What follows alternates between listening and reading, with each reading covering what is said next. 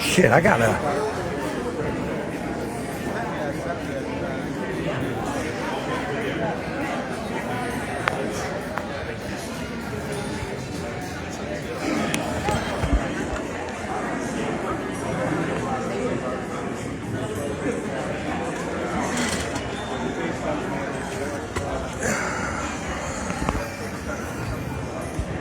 The panel will be starting in about 3 minutes.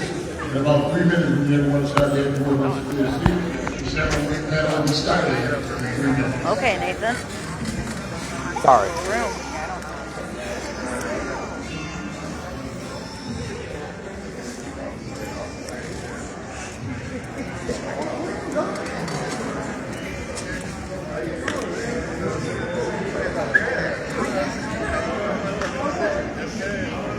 What up?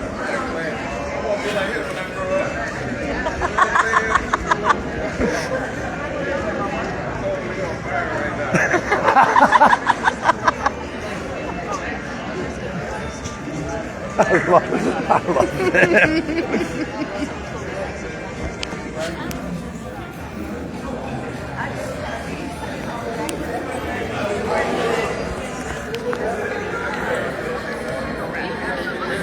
I like how the pens are cardboard too. It's a good day. My parlays are hit. I had a $50 one for 40 earlier today. The one time I tried to do a parlay was when that football player had the heart attack on the field and they never did the game again. They refunded me my $10. I won my girl like 400 on the UFC White House. I did a thing on my rewards app where if you pick a team and they win the World Cup, you get like and I was like, Pick France. Welcome everybody, Prisoner2Painer Podcast. Clearly we're not doing a video as an interview, but we are down here at the MLK Center down here on Adrian Street in Jackson, Michigan, and we came to see the mayoral debate. We got to interview Christy Davis, Derek Dobes, Shalanda comes on the 24th, Dena is still a maybe, and John Wilson. Go check out his episode. And down here at the end we have lawyer George Lyons that we also had the pleasure of interviewing. Hughes, which I have not had the pleasure of meeting yet. And then Nicole Hughes is somebody we have not had the pleasure of meeting yet, but maybe one day we can get her to come on and interview with us as well. So this is just going to be the live debate, so stay tuned.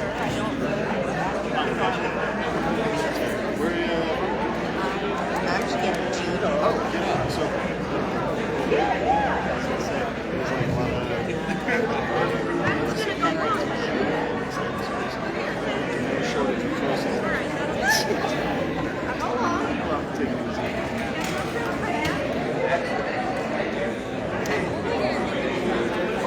Can you take some pictures? Yes. Not right now, just eventually. Yes. Oh, go share this to Prisoner2Painer? no to Jackson Michigan Mayoral, like right now, so they can see it live. Do you know what I'm saying? Yes. And then make sure to, Nathan and Katie McDermott run the Prisoner2Painer podcast. Like started with something like that. Hi, how are you? I saw your husband the other day. Jackson Scanner, both pages. Yeah, he took us here. Or whatever Jackson Scanners you have. Are you live on yours? Yeah, no, Prisoner2Painer. I didn't do Nathan McDermott. Prisoner2Painer seems like the right one. And then will you share it to your page as well? Like just Katie? Thank you. They are. Should I have went live on mine? No.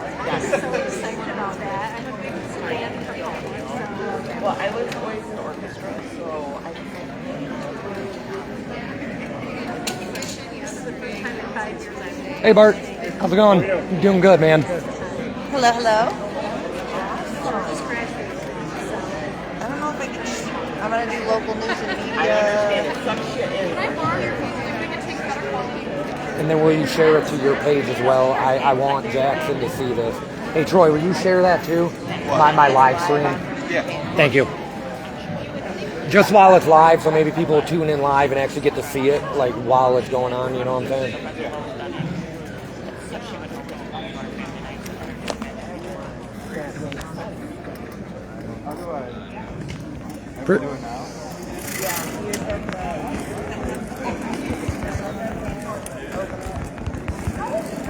Good evening, everybody.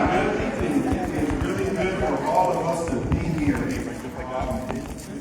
exciting. This is our second annual political event here that we're having here at the King Center. And so good to see everybody.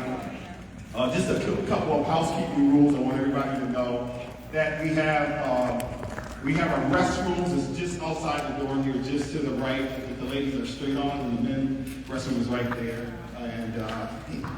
And so we all know what the exits are. So the exits are right here where you came in at. But we're going to go ahead and kick this off. This is, again, our second annual political event. We have our 5 mayoral candidates and our 2 candidates for judgeship. And we're pleased to have every single one of you here. At some point, there's going to be a time for Q&A. But before we get started, I do want to take just a moment to introduce all of the Juneteenth committee members that made this whole thing possible. I'm going to introduce the ones that we have that are here that I can see right now. We have Leslie Bowles that's in the back. Leslie, can you just raise your hand? We have John Willis. Everybody knows John. Helen Brown. And Chief Chris Simpson. And our mayor, Daniel Mahoney. We're missing one person who was unable to attend tonight. His name is Kevin Brown, and he's with Spring Arbor University. So those are the 7 Juneteenth committee members that make this whole weekend possible. We've already had an event this morning. One today, we have one tomorrow. We have our grand finale is on Saturday. So, but at this time, I want to take just a moment. We have some wonderful, wonderful sponsors that's been a part of this. And this year we have, as our presenting sponsor, we have Consumers Energy. So we want to thank Consumers Energy. And we have, I'm going to bring up Kyle McCree. Kyle McCree is with Consumers Energy. Kyle McCree's been with Consumers Energy a number of years. And his title is he's the Director of Community Affairs at Consumers Energy. And I just want to turn it over to Kyle and just let him have some words as our presenting sponsor. Thank you, Kyle. I want to see our logo. Thank you, Smoke. Anthony is a former colleague of mine before he retired from us. Good evening, everyone. My name is Kyle McCree, Anthony Senate Director of Community Affairs. What does that mean? That means I have the pleasure of working with Megan Reddish-Horta, who many of you know. Someone said, so what's your team? And I said, well, I have 8 members on the east side of Michigan. And so thank you for your partnership with us. My team, we talk a lot about our hometowns. Consumers is proud to serve all 68 counties of the Lower Peninsula. And wherever we're at, we'll say it's one of our hometowns. But the reality is Jackson is our hometown, truly. And all of Jackson is our hometown. But we know in past years, maybe haven't always showed up in all of Jackson, the way that all of Jackson would have wanted us to show up. And so we're trying to do a better job listening, engaging. This sponsorship this weekend is part of that. But for me, it's special for 2 reasons. One is I grew up in a political family, I'm a political junkie. Before this current role, I was part of our lobby team in Lansing and our government affairs team. But working and growing up in a political family, I understand what it means to run for office, I understand what it means to serve in office. And I want to start by saying thank you to Mayor Mahoney for your not only 4 years as mayor, but also your time on city government before you were mayor. I recognize for you and your family what that means to sacrifice.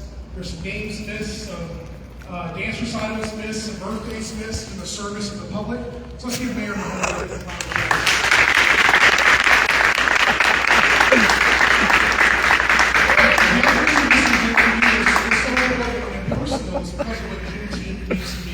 Juneteenth isn't only about a celebration in Galveston, Texas in 1865. Juneteenth is also about celebrating the hope that celebration was about. It wasn't just about the end of chattel bondage and slavery. It was also about the hope for future generations. And that hope comes with a responsibility for all of us, which is engaging in civic life. It's not just voting, but it's also showing up, it's letting your voice be heard, and making sure that those who might want to represent you know what's important to you. And that's what today is all about. So I want to thank you all for being here. This is great to see the community coming out for this event. We hope you come out to the scholarship dinner tomorrow night. Hope you come out to all the festivities taking place on Saturday. So with that, I say thank you, congratulations, and happy Juneteenth. I'm going to turn it over to the Chief.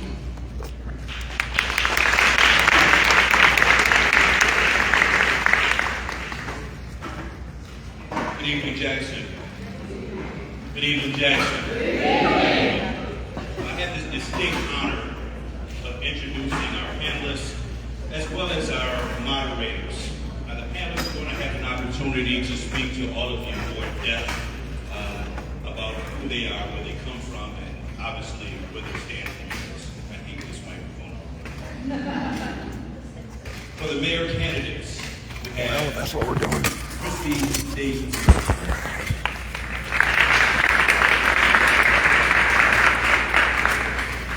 Dobes, Shalanda Dena Morgan,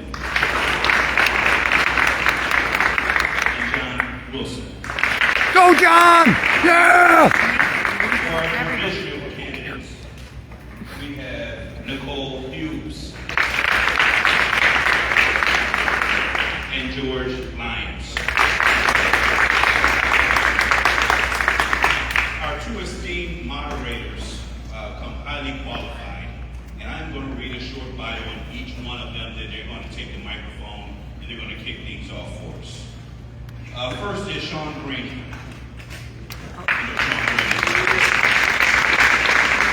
you don't know, it's Sean Green. Let's get that out of the way. Sean Green is a multimedia journalist reporter for WLNS TV6. He's a native of Chicago, Illinois, and spent part of his time living in Wisconsin. Randy graduated from Northwestern University School of Journalism with a master's in sports media and broadcast journalism. Randy also graduated from DePaul University in 2023 with a bachelor's of arts in sports communication, journalism with a minor in radio, TV, and news media. Before his time at WLNS, Sean was a producer for ESPN Chicago for 2 years in the heart of downtown Chicago. During Sean's time in Northwestern, he covered Super Bowl, the NBA Draft Combine, Northwestern Athletics, and the Chicago Bears. 2024 Draft. Grady was the president and general manager of Radio DePaul Sports. Grady chose reporting as his career path because he loves connecting with people and telling meaningful stories in news and sports. Grady is always open to new ideas and looks forward to making meaningful connections in the greater Mid-Michigan community. Sean Grady.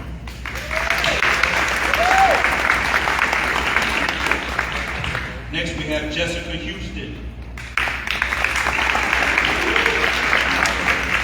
Jessica is an engagement analyst with the Michigan Department of Treasury and adjunct instructor of communications. She is a native of Lansing, Michigan, and spent part of her time in Phoenix, Arizona before returning back to Lansing as a teen. Houston graduated from Eastern Michigan University with a bachelor's degree in public relations, a graduate certificate in academic advising, and a master's degree in communication. Before joining the Treasury, Houston spent over a decade in higher education in a variety of student support programming and leadership roles. Houston has been a Jackson resident since 2014. However, her roots go back much further, as her father was born and raised here. Outside of her traditional work, she is involved in the community through Jackson Young Professionals, where she also involved on the Bright Walls team. She currently serves as on the board for a nonprofit network and Jackson Symphony Orchestra Guild. She spends her free time laughing and making memories with her husband Devontae, her son Amir, and many family and friends. Let's give them a round of applause. And I'll turn it over to our moderators for our rules and run of the show.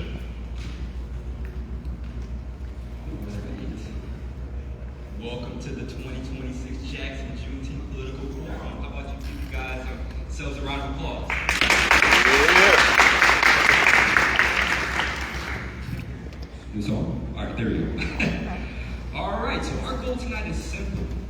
to hear clear, honest answers from every candidate about the issues that matter most to the people of Jackson. Every candidate will receive equal time. We will maintain civility, personal attacks will be directed, and our time cues are climate. The theme tonight is straight from the source, and elections have consequences, so let's hold that truth together. And with that, I'm going to pass it to my co-moderator, Jessica Hughes. All right, here's the fun stuff we like to talk about, the rules and regulations. You know, we're here for a good time, but we're not here for a very long time, so we like to keep things flowing, so I got to lay some ground rules for everybody. For our candidates, we're, like Sean said, we're doing equal speaking time for all. We're not going to do any interrupting us or speaking over each other. Address ideas, not individuals. We have moderator time cues, so if you hear us trying to wrap you up, that's not a suggestion. And no campaigning, just answer our questions. And then for the audience, please hold applause until indicated. There's going to be audience questions at the end, but they must be brief and respectful. Questions can be directed to all of our candidates, and please silence all mobile devices, and any outbursts will result in removal.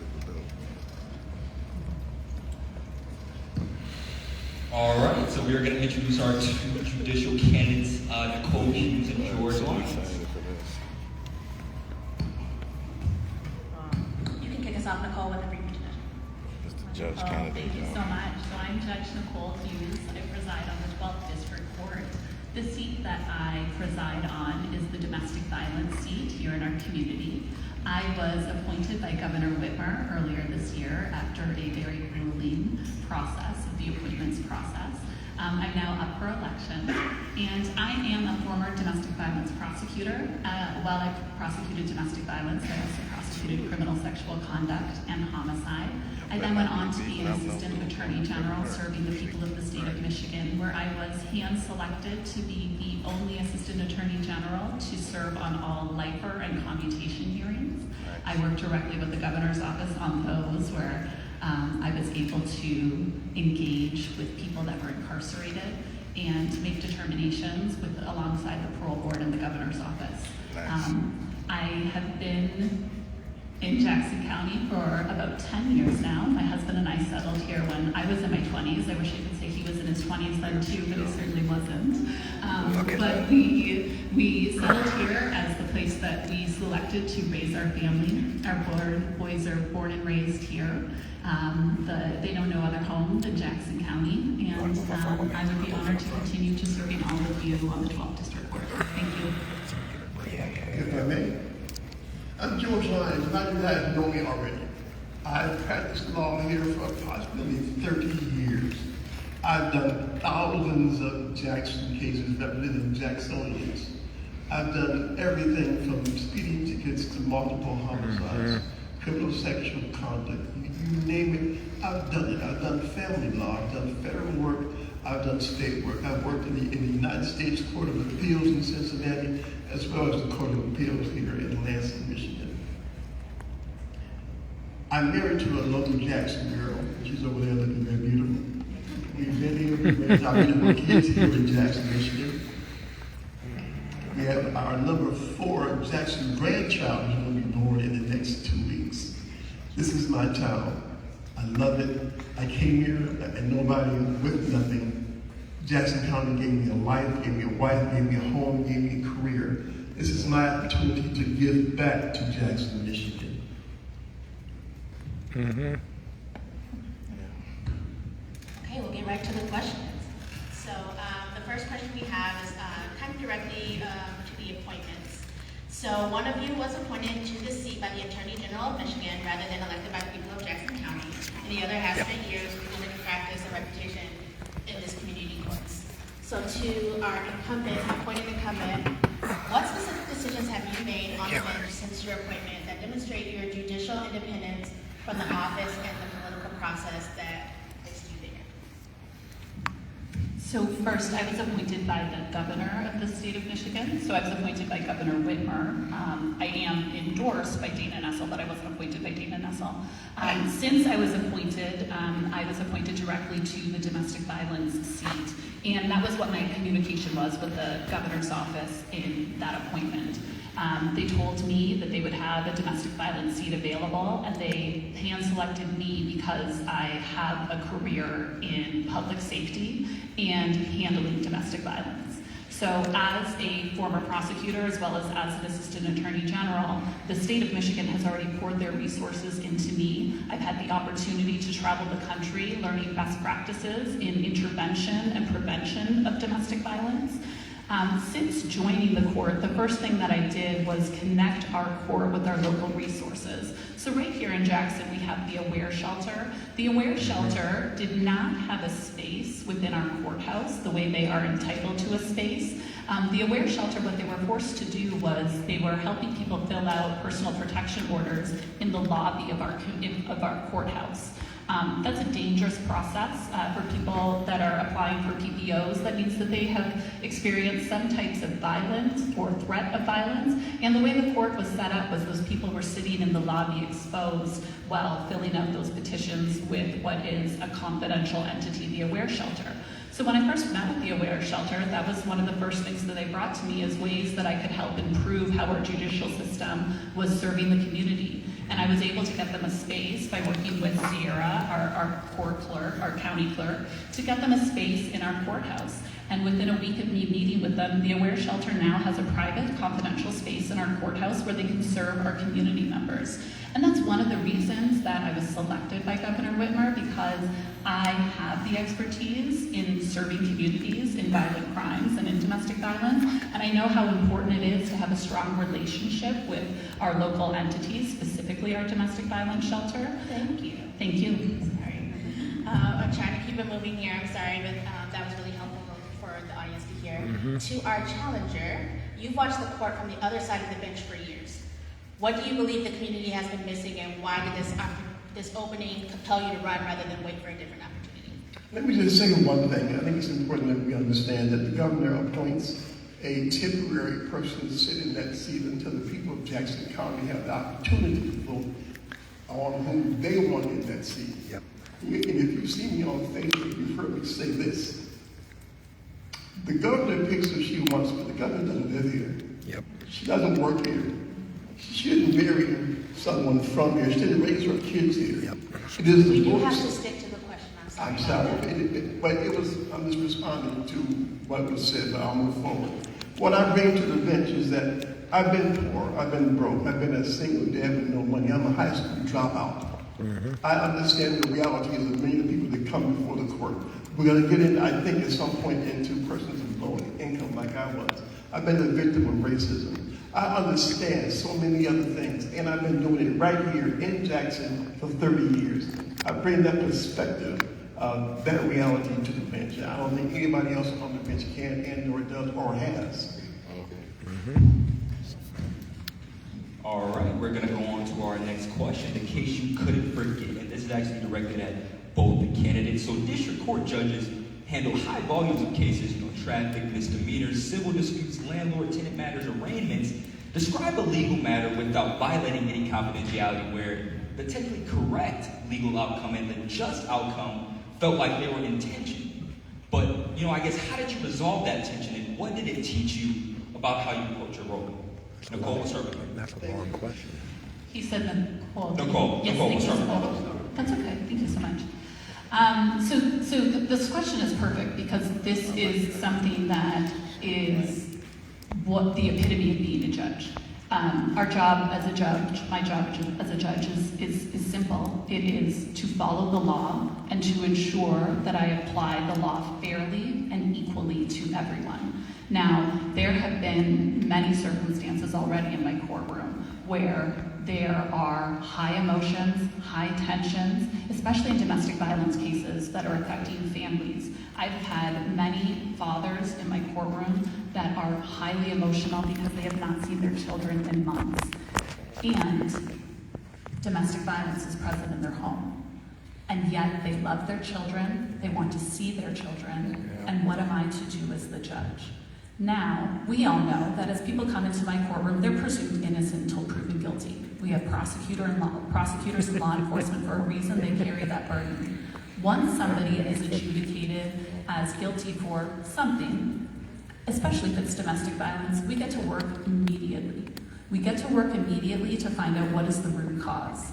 But to get to that point, there have been times where I have to follow the law despite how heart-wrenching it can be. I have to protect families. I take that responsibility as a judge extremely seriously, and I always have. I have always focused on public safety, and I will always err on the side of protecting families and public safety. But and we'll pause it there, Nicole. Thank you so much. Mr. Lyons, care to answer this? I'll try to, and I will try to be brief. And this case happened recently. I had a young African-American, a young man who was pumping gas at night, breaking no laws. And officers saw him and just sat there and watched him. And he testified the guy broke no laws. His license appeared to be good. He ran his place the whole 9 yards. And he followed him still. And he decided that he did not turn out of, he didn't wait long enough before he turned out of the gas station. And the young guy was so afraid he didn't stop until he got to a well-lit place.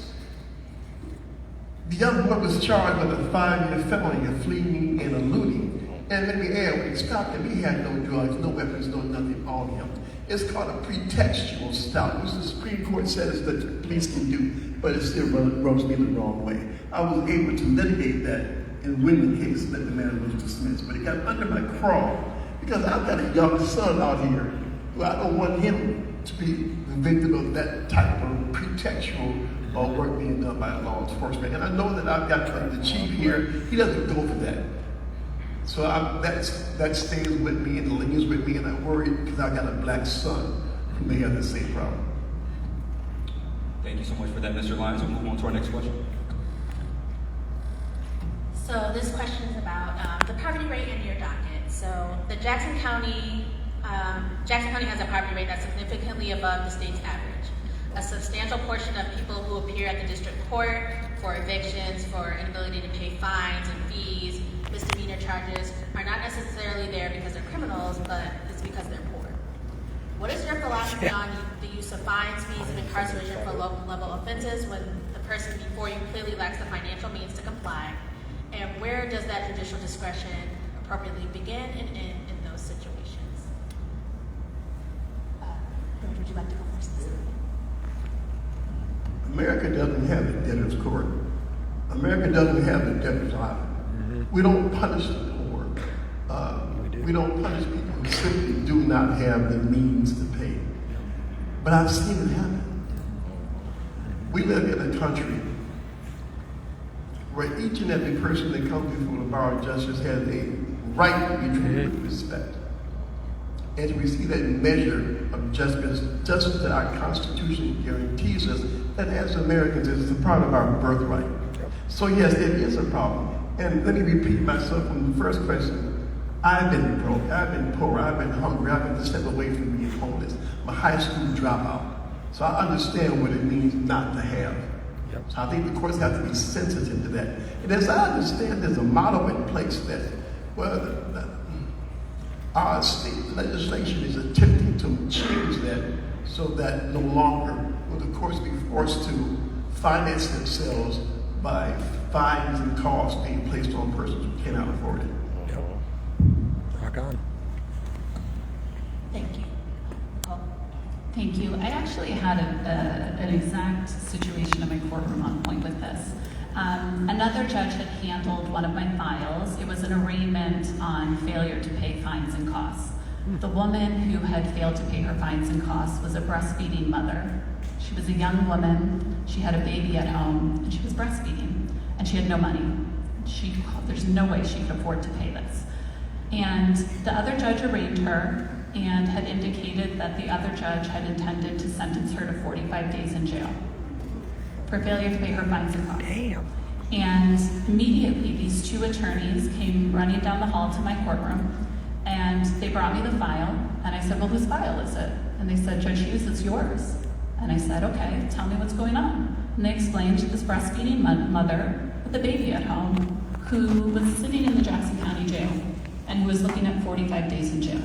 And I said, what am I missing? what am I not understanding about this circumstance? And they said, well, as soon as we knew it was going to be 45 days, we said, hold on, we're contesting, we're going to request a contested hearing because we know that this is Judge Hughes' file. And I said, and what do you think I'm going to do with it? And they said, Judge Hughes, we know you. We know that you're going to do the right thing. And I said, so what am I misunderstanding here? Why is this person looking at 45 days? And they said, well, she isn't, because she's in your courtroom, and we know you're going to do the right thing. And I did. And she was immediately released because the only thing that was holding her were outdated fines and costs from over a decade prior. She came in the next day, she made her minimal payment. Mind you, that's all she could afford to pay. And that's the type of judge that I am. I meet people where they are. I don't just see numbers on paper. I don't make decisions that are don't regard where people are. I meet them where they are. And I don't put breastfeeding mothers in jail when they can't afford to pay their fines and costs. Thank you. All right, we have a couple more questions here for our judicial candidates. We'll move on to our fourth question. We're calling you to get at 11 p.m. So judges handle emergency matters, including arraignment, search warrant requests, and even personal protection orders, sometimes outside of business hours and under pressure from law enforcement. I guess walk us through your decision-making framework when a police officer is asking you to authorize something quickly. The paperwork looks routine, your instincts are to trust the request.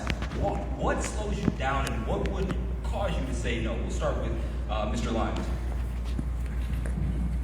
That's a huge question. Let me attempt to distill it at some point.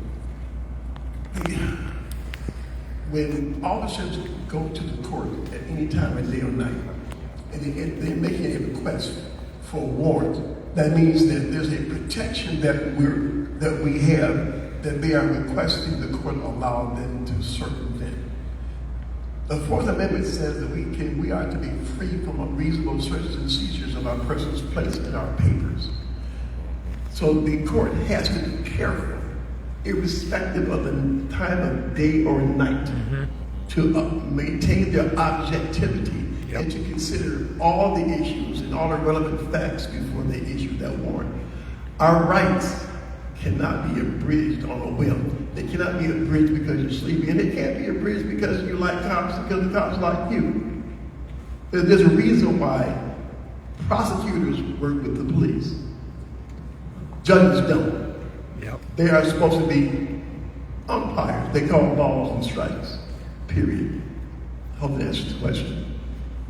Thank you, Mr. Lyons. Ms. Hughes.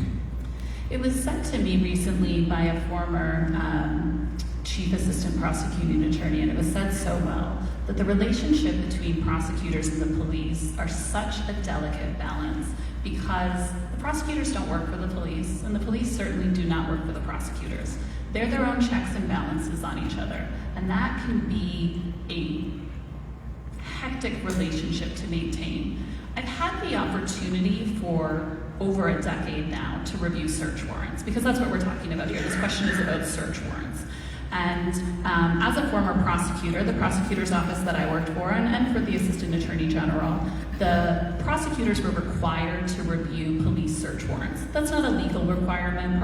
Police don't need a prosecutor's stamp of approval, but it was a built-in checks and balance on the police, and then vice versa on the prosecutors later when the police later turned around and requested charges. It's a challenging relationship, but in that work, I have reviewed thousands and thousands of search warrants, and I have said no many times. Now, as a prosecutor, my no looked different. As a prosecutor, my no looked either this doesn't work at all, or here's why it doesn't work.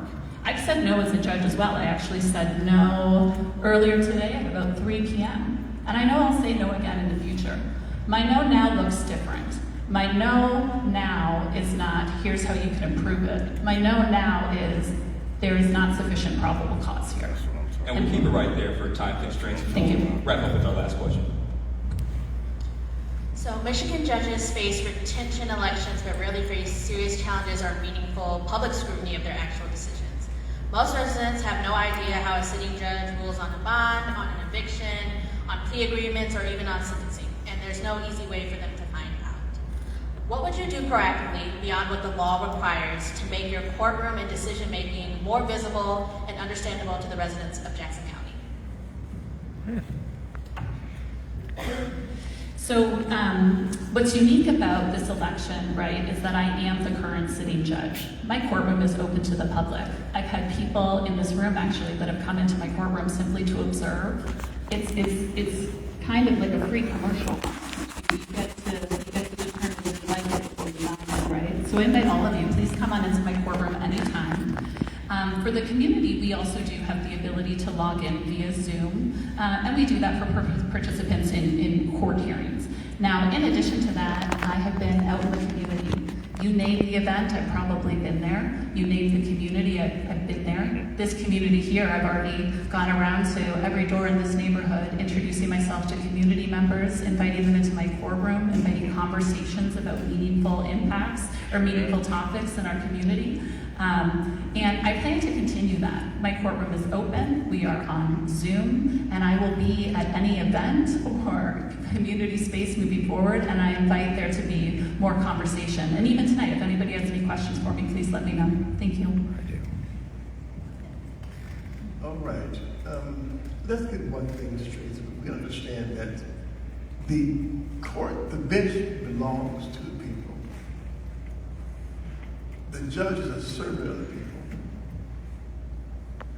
It is important that the connection goes beyond election year. It's important that the judge reaches out, maybe monthly, maybe bi-monthly, and listens to people, looks them in the eye, hears their concerns, maybe even their suggestions that may translate into a positive change at the court. We need to, judges need to, and it's what I would do, would be to make sure that I maintain a consistent contact with my constituents. A friend of mine years ago had a radio show called Talk to the Judge. He would answer questions. I would like to do something similar to that on my Lyons Den, which I do on the internet now, to reach out and to listen. Not to tell you much, but to listen to you. And to remind myself that as a judge works for you. The people do not work for the judge. The judge can't sit so high that he can't see low. So my position is that maintaining a public image and a presence beyond the election year, beyond when I'm asking you for a vote, but to look you in the eye and listen to your concerns and your problems and your suggestions, and to take them seriously and to ensure that everyone gets their fair measure of justice. All right, thank you so much for that, Mr. Lyons, and we will wrap things up with closing statements, and we'll start with Ms. Hughes. Thank you so much. So, as I mentioned when I first had the opportunity to talk tonight, this election is about domestic violence. This seat is the domestic violence seat. I was appointed for my expertise and my background in domestic violence. The idea that we should have enough domestic violence in our community to fill up an entire courtroom, that's what my docket is. It's domestic violence. I don't have OWI files, I don't have retail fraud files. Those things only come to me if somebody is already in my courtroom for domestic violence. This role that you all have the opportunity to select the appropriate candidate for is going to make the difference in so many families' lives. Whether or not we break cycles, whether or not we connect people with resources that address the underlying cause of domestic violence in their home, whether or not we address that statistically people that grow up in homes that have domestic violence present in their homes are more likely to go on to become domestic violence victims themselves. And not only that, but are also more likely to go on to perpetuate domestic violence. Domestic violence is something that respects no boundaries. It respects nobody's front door. And it could affect any single one of us or somebody that we love. Right now, you have a hand-selected domestic violence expert, I have spent my career committed to this area of the law, and I have the opportunity to continue to serve all of you on the notion of public safety, protecting families, and allowing healing and support moving forward for decades. And I would be honored to continue to serve as your judge. Thank you. Thank you, Ms. Hughes. Mr. Lyons, your final thoughts? I have spent 30 years serving the people of Jackson County. I've actually spent 30 years in that court. I've been through Judge LaFear, I've been through Judge Mazur, I've been through Judge Bates. I know the court, I know the rules, I know the law very well. I'm committed to Jackson County. I am committed to the people of Jackson County. I love it here. It would be an honor to become the first African American to sit in a judicial seat in Jackson County. That's not what would make me a good judge. It is the experience, it is the hard work, it is what I've done across 6 different states as well. State and federal court, I've worked everywhere from California to one of Georgia. But everything has flowed through Jackson, Michigan. This is my home. It would be an honor to continue to serve as your judge in 12th District Court. Thank you, Mr. Lyons. How about we give our judicial candidates a round of applause?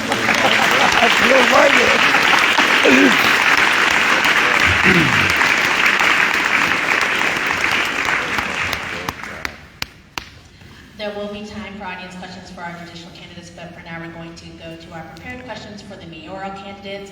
I'm going to go through and introduce them, and then each of them will have 90 seconds to do a brief opening.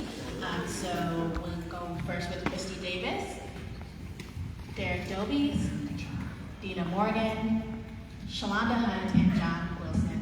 John, if you want to start us off with the opening statements, and I'll work my way back. Good evening, and thank you for the invite tonight for this great event on the eve of Juneteenth. My name is John Wilson. I'm born and raised here in the city of Jackson, Michigan. I attended school at Queen of the Miraculous Meadow, grade school, Lumen Christi High School, graduate of Jackson Community College, which is now Jackson College. I am that old. And Western Michigan University. This isn't my first time running for Jackson Mayor. And the reason I am running for Jackson Mayor, once again in 2026, is for the most part the same reasons that I was on the general ballot in 2021 and 2023. And those two issues are the deplorable conditions of our neighborhood streets. Two, which I ran in both 21 and 23 also, are the street gangs. 2026, I've added 2 new issues that I think are crucial and need to be dealt with as soon as possible. Those issues are the downtown homeless encampments and the ridiculous downtown parking that we have. And I will get more into those issues if given the opportunity to do so. But again, my issues that I'm running for in 2026, 2 of the 4 are the same as 21-23, neighborhood streets, street gangs, and now we have the downtown homeless encampments, which seem to be growing, and again, the ridiculous downtown parking policy. Thank you. Good evening. My name is Dena K. Morgan. I am running for mayor of Jackson. I was born and raised here in Jackson, Michigan. I am the 4th generation of the Dungy family servants, a family known for service, leadership, and giving back to our community. A few weeks ago, I was walking to Muhammad's store to buy some chicken. It was just me and my thoughts, and when a group of young people, they ran across the street, and they noticed me. They started pointing and saying, "That's her, she's running for mayor." She's fighting for us. Before I knew it, they all ran over there smiling, laughing, and asking me questions and wanting photos. And in that moment, something hit me. This campaign is not about me. It's about them. It's about our young people. They're watching and they're hoping. They're looking for leaders who believe in them and who are willing to fight for a better future. And that's why I'm running. I believe every resident deserves dignity and a voice in the decisions that affect their lives. I believe the South Side deserves a grocery store it has waited for decades. I believe we need more affordable housing and better roads, stronger neighborhoods, good paying jobs, and real opportunities for our youth. As mayor, I will work every day, as I do now, to bring people together, to advocate for the resources our community deserves, and to ensure that our government is transparent, accountable, and focused on the people. Thank you. Thank you.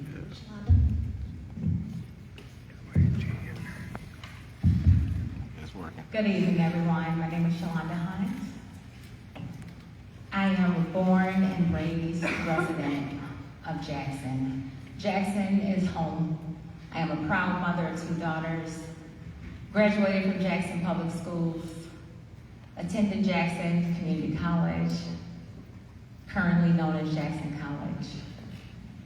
I have worked here. I've been with the Department of Health and Human Services for the past 16 years. I worked at our Jackson County Juvenile Detention Facility for 18 years. I have had the opportunity to work with our families, at-risk, vulnerable individuals within our community. I am running for mayor because I believe that Jackson deserves a clear choice. A clear choice of leadership that is deeply rooted in collaboration, accountability, and a bold voice. I believe that through collaboration, we are stronger together. Yeah. Jackson is at a crossroad. Can you imagine or reimagine what Jackson can be like? We cannot afford to look in our rearview mirror. We are at a crossroad where what matters most is our future. The future of the city of Jackson. I am focused primarily on where we are going, not where we've been, but actively, how can we achieve more desirable outcomes? Thank you. Derek? Thank you. I'm Derek Dobes. Thank you to the Juneteenth Committee for hosting us here, and excited to engage downtown this weekend. I actually remember my last action as mayor. At the last meeting, the last action was to declare Juneteenth an official city holiday here in the city of Jackson, so excited to celebrate that tomorrow. Kyle mentioned something about hope and what Juneteenth means beyond freedom and opportunity and democracy, and remembering our history and recommitting ourselves to continuing to bend the arc of the universe towards justice. And beyond hope, I think hope also requires that we take bold actions and also focus those actions on results. That has been me in a nutshell. I served from mayor from 2017 through 2021, leading the city through the downtown revitalization, leading our community through COVID. Before that, I served on city council in the 6th Ward on the southwest side of the city.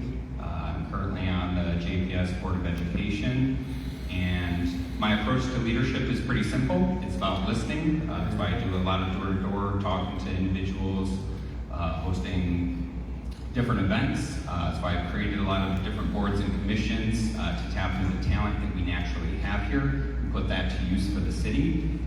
Building those relationships and then creating solutions. We've done that here. I was the first mayor to invest significant resources into the MLK Center here since the 60s. I've worked with a number of different council members that are here tonight. And I'm running for mayor because I have a track record of creating bold vision for our city. I want to continue that.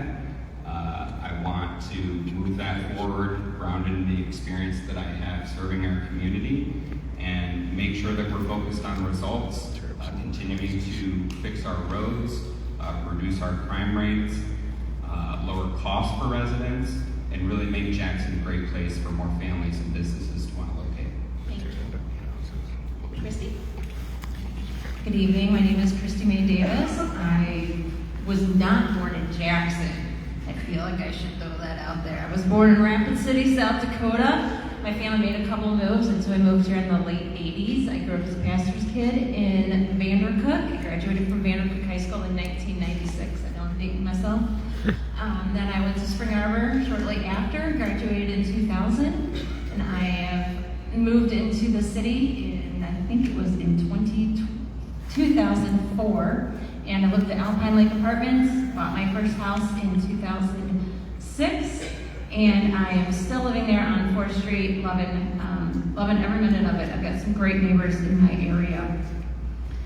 I originally got involved in city council for one activity that I was wanting to do, and I got no support from the council person I spoke with, and then I got immense support from another council person.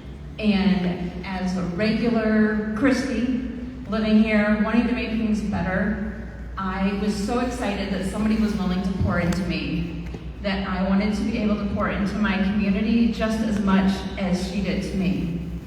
I have a couple things that I'm focused on, just like everybody else. We definitely need to get our roads in better shape and condition. They are a very big disservice to the taxpayers. Second, I think we really need to focus big time on our youth. We've got a lot of youth crime. We need more advancement and growth for them. And then last, but surely not least, I really want to focus and zero in on accountability and equality with finances, and different fees and fines that are being assessed to residents. I think there are much better things that we can do with our budget, and I think we really need to buckle down and get to work on a lot of things. I think Jackson's a great place, and I think we've got a lot more potential than what we've already hit. Thank you very much. All right, we are going to get into our mayoral panel questions. Each candidate will have 60 seconds to answer. And I think we'll start with Christy, and then we'll work our way down, and then we'll just go in reverse for each question. So the first question is, the budget reveals the ballot box promise. So Jackson's general fund has real constraints, and really every administration eventually faces a moment where, it must choose between competing priorities. So name a specific city service or program that is currently funded that you would reduce or restructure to create capacity for something you promised, and tell us exactly what you would do with those resources instead. And do that all. I would do a lot of restructuring in the community development department. I think there are a lot of fines and fees that they assess to residents that are not necessarily equal across the entire community, and they're just not helpful. Instead of making it easier for people to grow and do better and succeed, they're actually making things a lot harder. One of the biggest things I noticed with the community development department was some issues that I had when I was on council for Ward 5 with Reed Manor. I was specifically told that they did not do inspections over there for the housing, not because it was HUD, but because the inspectors were not paid. to do it. So when they inspect houses or non-occupied owners, builders, whatever the thing is for, sorry. When they inspect those, there are fees that are assessed to the landowners and to the landlords, and they're not able to do that with Jackson Housing Commission properties because it's HUD. And I think that is a major, major disservice to our very vulnerable residents that live in those establishments. Thank you, Christy. Derek? Thank you. There's probably some. The extreme ownership comes to mind. The professional training program, I think, can be probably restructured and reduced. But to me, this is a kind of loaded question. We can't cut our way to progress in this community. We have to invest in ourselves. The things that we have put in place under my tenure and continued under Mayor Mahoney's tenure have actually increased the property value here in the community. It has actually grown. We have also, for the first time, seen a population increase. The way that we continue to fix our streets, continue to invest in our crime, reduce crime, put more officers on the streets, is going to be by increasing our tax base, getting more residents and businesses to locate here. There's a bunch of different things that we need to do to address that, but instead of focusing on what programs, recreation to cut or whatever, I think we should be focusing on ways that we can lower costs for residents. I'm the only person up here who has voluntarily voted to lower taxes, and with the work that we did on our pension fund, the tax millage for Act 345 has actually gone down. I think that there are things that we can do to set up structures and services that will actually lower costs for residents, and that's what I'm interested in. Thank you, Derek. Shalanda, your thoughts? Thank you for the question. What comes to mind is the parking enforcement and the group violence intervention. Currently, we have GVI that is in place, and as we all know that there has been an uptick in the crime within our city, and because of that, I would like to see us peel back some of those layers and better understand how this GVI initiative is addressing the crime that we are experiencing.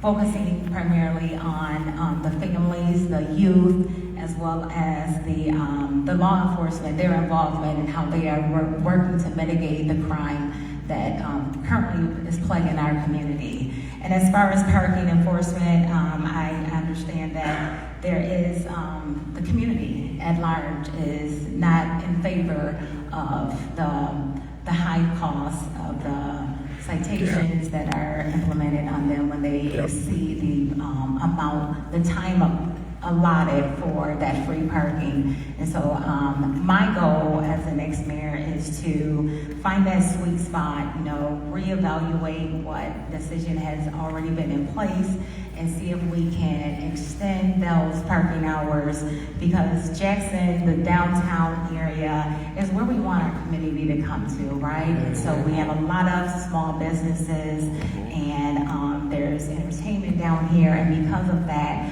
we don't want to create additional barriers for our constituents to not find value in coming down here. So those are two of the things that I would like to see us reevaluate and look at how we are operating financially from those two initiatives.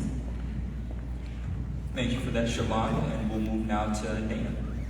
Yes, I am the founder and president of the Dungy Tree Heritage Foundation.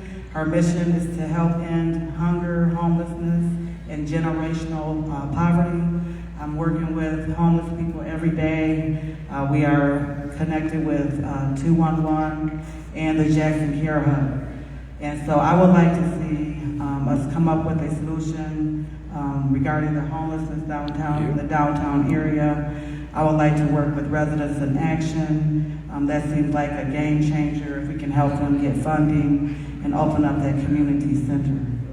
Also, I would like to see us have a safe haven for the youth And people experiencing the gun violence, they need somewhere to go when they feel that they are threatened or if their lives are in danger.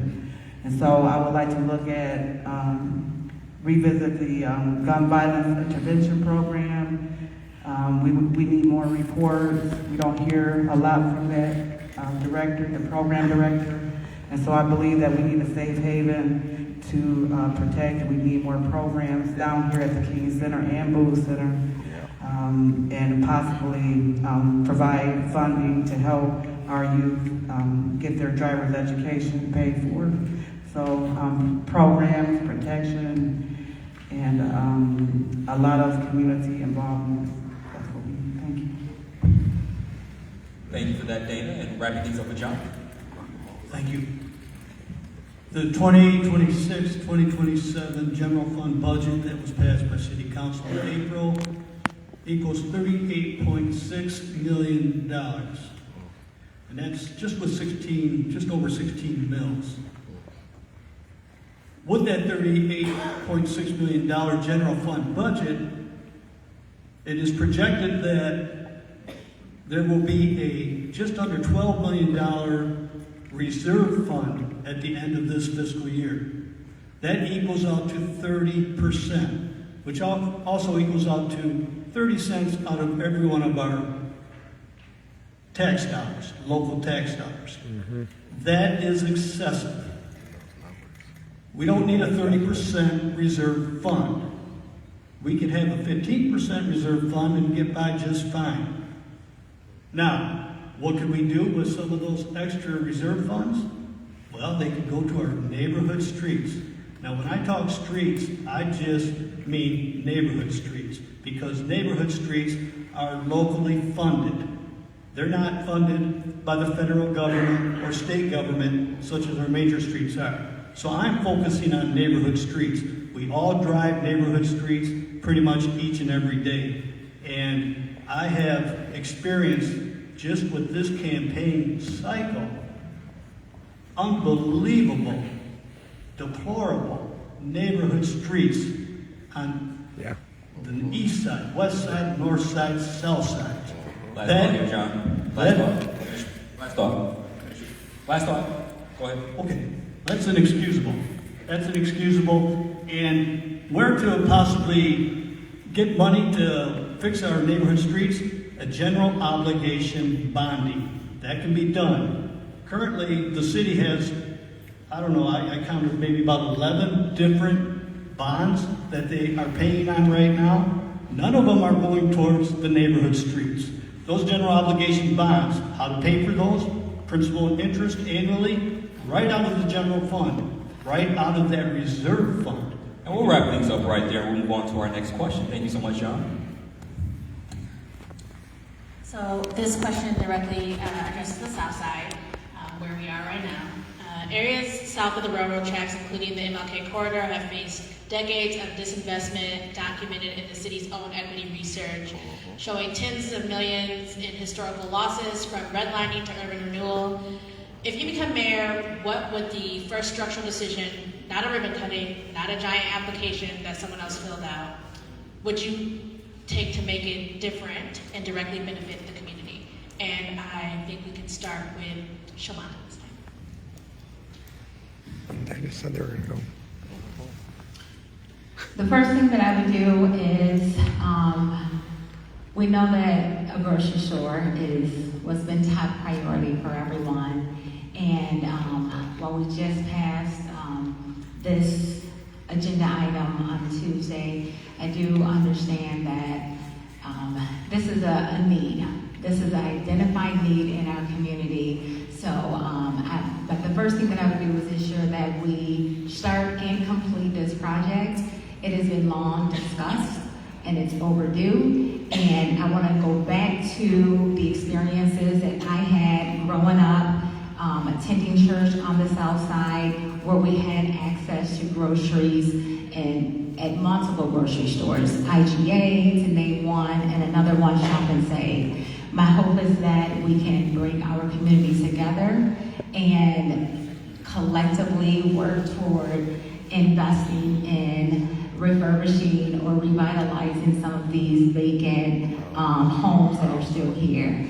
Accessible and affordable housing is also a priority of our community. We talk about homelessness, and we cannot talk about that in a standalone conversation.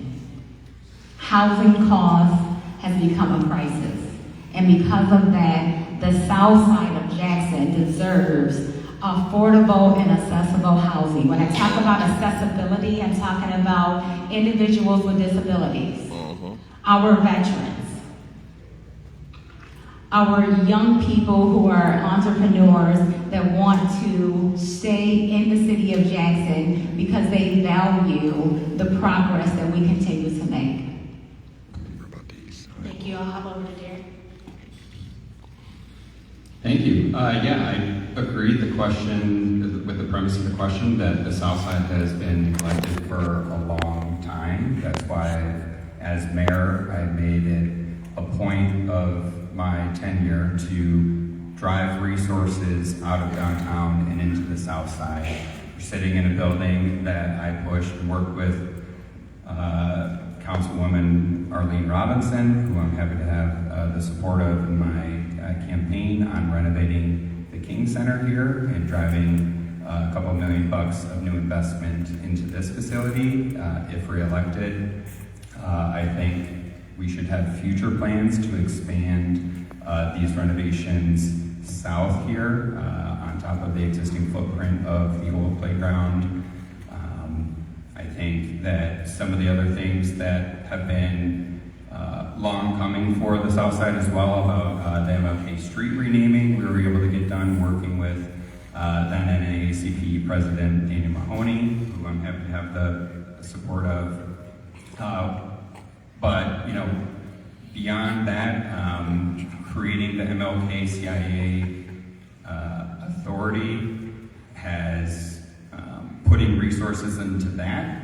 As you can see, anyone trying to get across MLK Street, those are real investments and real dollars that are coming into the South Side.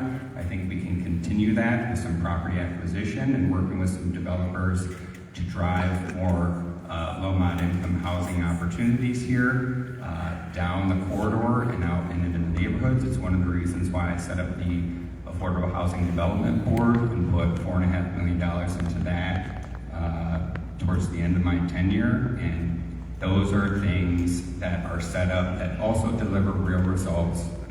That authority led to the 100 Homes program and all those homes that you see going up that are getting new residents in the South Side. Christy. Thank you very much. I think we have a lot of empty lots on the South Side. I drive around there quite a bit, and I'm astonished at how much emptiness there is. I think we really need to get some developers to come in and help get some good, solid, affordable housing in there. I think one of the big things that's needed is to get input from residents specifically living in those areas. Yes, we know we need a grocery store. We know we need housing, but I don't live on the South Side. I've never lived on, well, I lived in Vandercook, but that's on the South Side of Jackson. But I want to know what the people that live right there really need and really want. I can tell you what I think we need over there all day, every day, but I want to know what the people that actually live there want. But I want to know the same thing for all the areas of Jackson. I think a good addition would be something to help recruit and train our young kids and have more opportunities, especially for first responders. Our first responders do a lot of phone call responses to calls throughout the entire year, and I think that would be a great place to really begin to grow and train our young people to give back. Thank you. Thank you. I'll hop down to John. Economic development. I've never been of the belief that government should pick winners and losers with private economic development. And I'm still of that belief today. Now, the city was fortunate enough to receive just over $31 million in American Rescue Plan Act funding a few years back. And much of that funding, much of that $31 million has been directed towards the south side. $4.5 million with a real estate fund, entrepreneur fund. So far, we haven't seen much of that come to fruition. Maybe once MLK Boulevard is completed, we will. I'm hopeful that we will, since the money has been allocated for that. But while that money was being allocated just for the south side, other parts of the city languished. Yeah. And I'm just going to continue to harp back on those neighborhood streets, which could have used some of that ARPA funding. And it could have been spent on local neighborhood streets. But instead, it was allocated towards the MLK CIA for economic development. Now again, I'm hopeful that that money will be well spent and we will see a revitalization of the city's south side. I'm not going to place blame as to why the city's south side has been neglected for 30 years from what we've been told. I had an uncle who had a meat store on Francis and High Street back started by his father. It was 50s and 60s and early 70s. And that was a market, food market with fresh meats. And they operated that store for over 3 decades. And Thank you, John. You might be able to revisit that at your closing statement. Okay. Dena? Yes, I am from the South Side. I love the South Side. I represent the South Side, Ward 1. I remember walking to the store, and we used to walk to the store every day, shop and save, and it was closed. And I knew in my heart when I walked back home that something was wrong. So we know that whoever is elected as mayor will be the CEO of the MLK CIA. That means a lot to me. I will deliver that grocery store and the community will own it. My vision is to have the Southside residents own the city-owned vacant lots and build true affordable housing. It's the closest thing to reparations. We will work together, build together, and take care of ourselves. So I'm really excited about this. I believe we need legal representation. We will make history if I'm elected. We will be the first city in the world to have legal representation for the citizens. Thank you.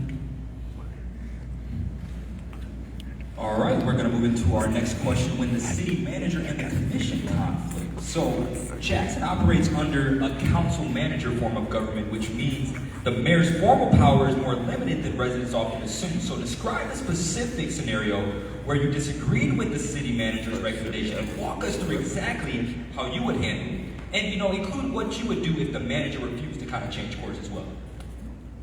We'll start with Jared for this one. You see me?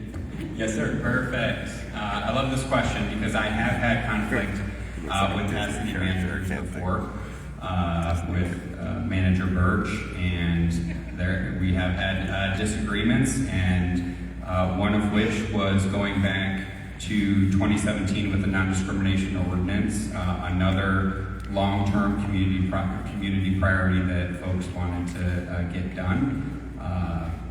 It was, maybe a political hot potato, but I feel very strongly that the values expressed in the non-discrimination ordinance around diversity, equity, and inclusion, and making sure that Jackson is a home for each and every one of us, no matter who you are or who you love, is something that we should work towards, is something that I work towards. The way that we got that done, despite some folks that maybe disagreed with that, was to build relationships. I have worked with over 30 different elected officials, city council members, school board members, and you get things done by showing leadership, setting a bold vision, being able to express where we want to go as a community with clarity, being courageous in continuing to press forward, and building the relationships that you need to get there. So the mayor is one vote on council, but I think that you certainly have the pulpit to lead the community, to articulate our values, and we can disagree without being disagreeable, but I think I have a real record of being able to get stuff done in the city, working with different city managers, with different council members, and folks from all sorts of, all sides of the political aisle. Thanks, Derek, and we'll move on to Shalanda. Thank you for the question. So as City Council member representing Ward 5, I've had the opportunity to interact consistently with the program directors and the department heads within the City Hall entity. And what I will say confidently is that crucial conversations are critical in every decision that are made, every decision that is made. We don't agree on everything, but what matters most is when you are willing to be open to differences and gain a mutual understanding about how we can move forward. So I think that as your next mayor, building rapport, establishing trust, and not being afraid, not allowing fear to cripple you and to turn a blind eye to situations will help you strengthen relationships with department heads and the city manager currently. Thank you, Shalanda, and we'll go to John. We have a city manager, weak mayor form of city government. The city manager works at the pleasure of our city council and mayor. They direct the city manager on what policies that they believe need to be put forth and placed into whether it be an ordinance, city policy, whatever it may be. While we may think we have a weak mayor form of government, Mayor Mahoney has proved that wrong. Mayor Mahoney has been one of the strongest mayors that we have had. And Daniel knows that I haven't always agreed with him, but Mr. Mahoney, Mayor Mahoney, has not been a weak mayor by any means. City Manager Jonathan Green is Jackson's next mayor. I will redirect the priorities, and I will be, hopefully, just as strong as Daniel Mahoney is as mayor today. And again, reminding the city manager that he works at the pleasure of the 7 city council members. The city council each has 1 vote. But that doesn't mean they all have to vote alike without debate. That $38.6 million budget that was just passed, there was no debate, nothing. $38.6 million. And you know how much went to the local street construction? $72,000. That alone should have caused some discussion, some debate, but it did not. Thank you, John. And we will move on now to Dena. Can you repeat that one more time? Yes, so Jackson operates under a council manager form of government, which means the mayor's formal powers are more limited than residents often assume. So describe a specific scenario where you disagreed with the city manager's recommendation and walk us through exactly how you would handle it. And also include what you would do if the manager refused to, kind of change course overall.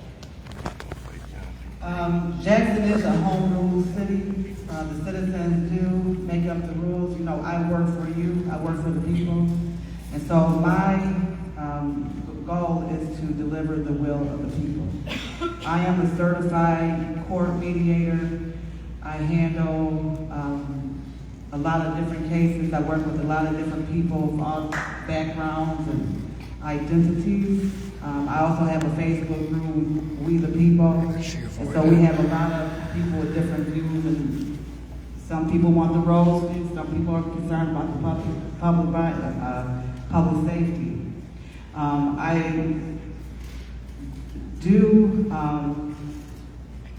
I remember when the 100 Homes Project came forward, and I didn't agree with that because I believe the citizens were misled. When we talk about affordability, we're talking about probably rent according to your income or what have you. But I would like to have, a rent-to-own project instead of a 100 homes project to prepare the people for home ownership. So that's something that I would have handled differently. Thank you, Dena. We'll wrap things up with Christy. Thank you so much. My time on council, I did have some conflicts with Jonathan Green, city manager, one of which I had spoken with him about some of the staff and personnel rules that are in their manual, and there were several of them that I brought up because I had employees bring them up to me and residents, and his answer was, well, I don't really see that as a problem, but if you see something, let me know. I just kind of kept an eye on stuff, and I'm still keeping an eye on things, and I'm still making notes. If I get back in on council as mayor, then I would certainly be enforcing some of those rules, and there would be some big changes.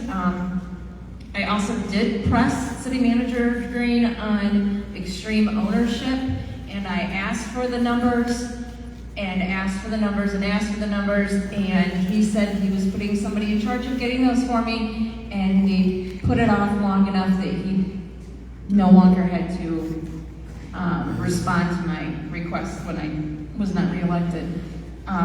So I would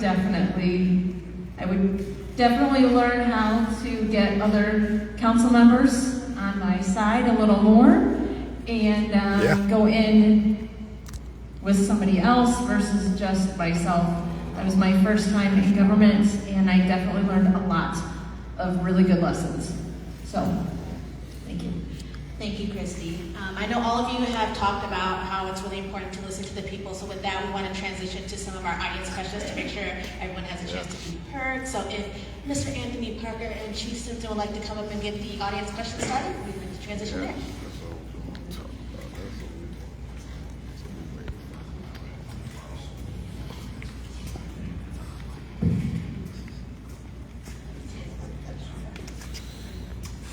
And remember, these candidate questions are for all of the candidates that are up on the panel. Got a question right here. We'll start right here. After Tuesday night, Tuesday night's only 2 times a month. How many hours are you dedicating to the citizens after the meetings are over? How many doors will you be knocking once you get elected, or does it just end on Tuesday night when you follow up on work orders that are put in? I'm just asking, I understand you guys the mayor gets $12,000 a year. What will you do with the $12,000? Are you going to be knocking doors, or just coming in Tuesday nights, and what's your plan? Thanks. Thank you.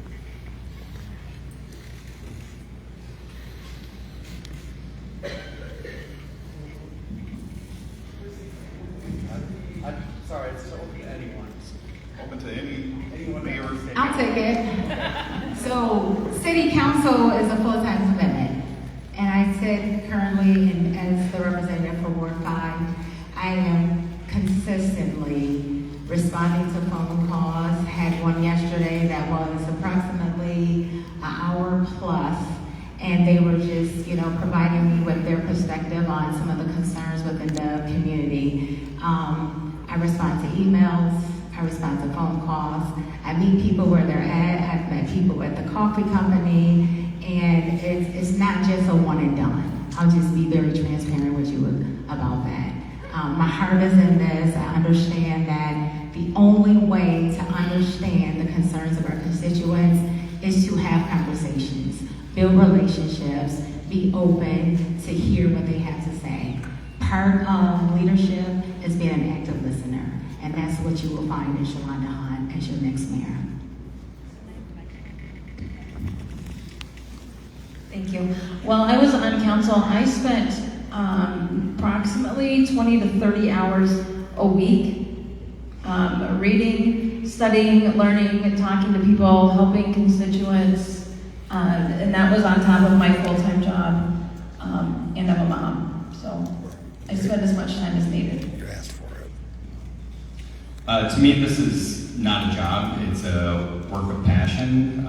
Growing up, I was in Boy Scouts. I became an Eagle Scout, and I think that outside of my day job working within the labor movement, that this is what I love to do, to figure out ways to help people, to solve problems, come up with creative solutions, and figure out how we build the coalitions, the partnerships to be able to accomplish those really big ticket things that our community hasn't been able to do, but really deserves those solutions. It's why I do what I do. I knock doors, engage with folks, have neighborhood meetings and things like that. During COVID, it was particularly difficult.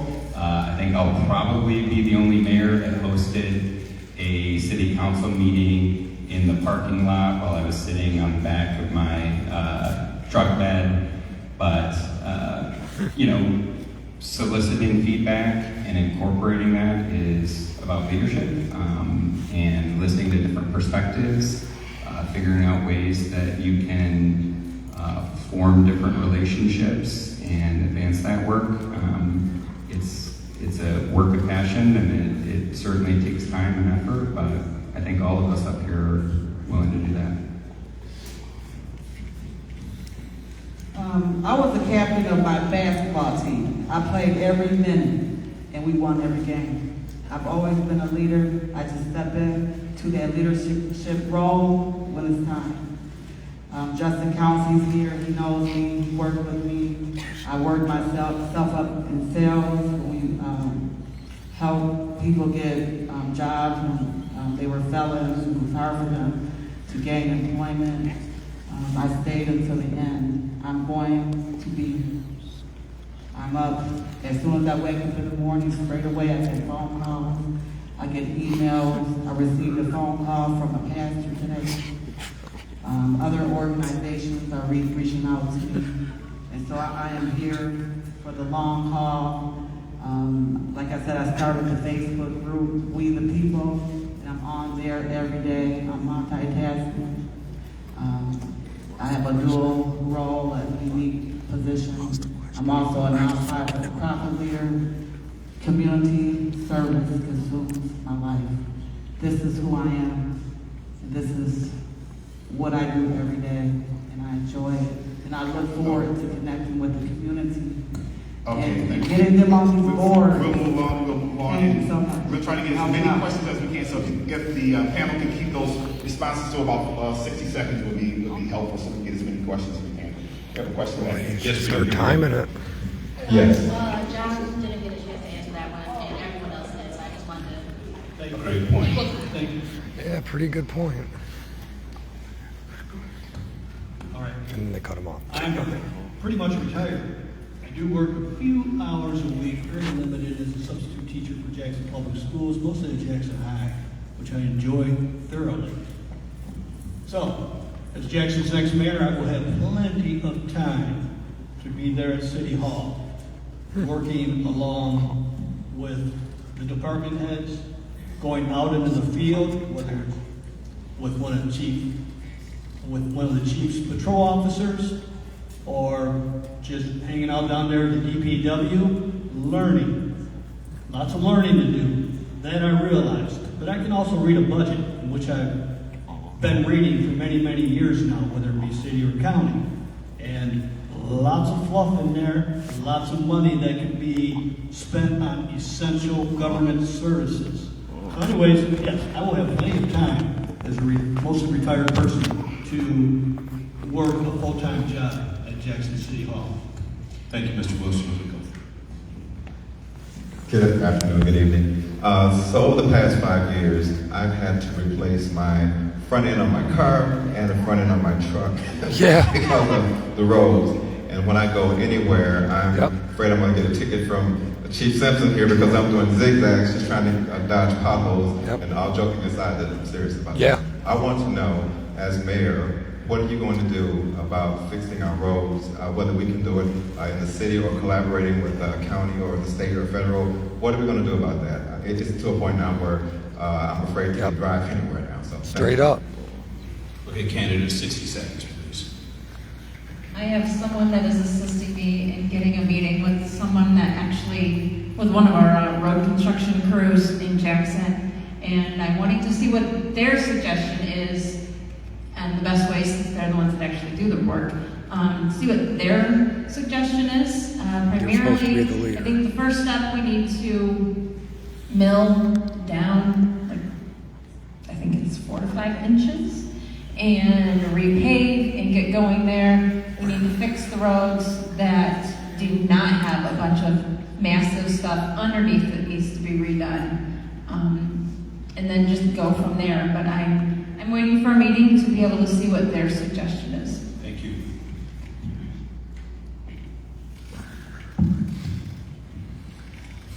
I think we need to establish a partnership with our county officials, elected officials. There is a device, a piece of property that we have purchased for the city, and we need to train individuals to go through our neighborhoods, streets, and repair them. I have a teenager that just got her license. I just purchased a new vehicle, and when I tell you we have to calculate the direction and the path in which we can get from A to B, B to C, C to D. It's insane. It's ridiculous. Yeah. Enough is enough. Yep.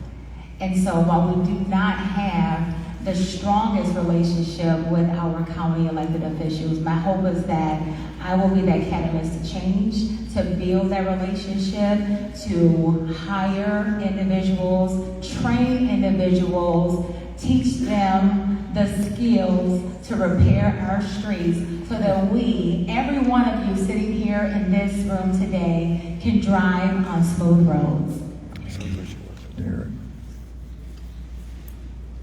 If we have no more, we'll go question in. I will propose a $1 million investment for every ward, not just the ones with political connections or influence. I will like to form a committee, fix our streets committee, and a member from every ward will serve on that committee. So we can start taking action. We've been waiting on these roads to be fixed for more than 50 years. I don't know what happened to the money. And I agree with Shalanda, we need to partner with the county, state, and federal government and make sure that we deliver the will of the people. When you knock on doors, they're giving you calls, you're on Facebook, social media, they want the roads fixed. So let's get it done. Yeah. City Hall has done a fairly decent job with our major streets. And again, that's because they get federal and state funding for those. Yep. Local streets, though, general obligation bonds. And again, those general obligation bonds can be paid back out of the general fund. And City Hall can easily afford to take out bonds to fix the worst of the worst of the worst neighborhood streets and move along from there. Now, the homeowners currently who are living on these streets, City Council, past and present, including 3 City Council members who are sitting up here today, have assessed homeowners thousands and thousands and thousands of dollars to have their neighborhood streets just made drivable. It's not the homeowner's fault. that our street was in the condition it was. It was misplaced priorities by our city council and city officials. Yeah. And then I got to pay out of my damn I'll say pocket. we have 156 miles of roads in the city. About 100 of those are local. The funding for our major street fund and our local street fund comes from the gas and weight tax. So when people drive less because of inflation, less money goes into those funds. When people are filling up with less gas, there's less money.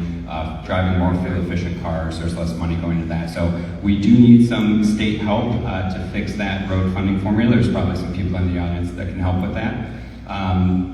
But I think there needs to be a couple of different solutions to not only fixing our roads, but putting us on a path to maintaining the roads that we do fix. We should be probably dedicating the 1.9 mils for public improvement totally to fixing our local streets.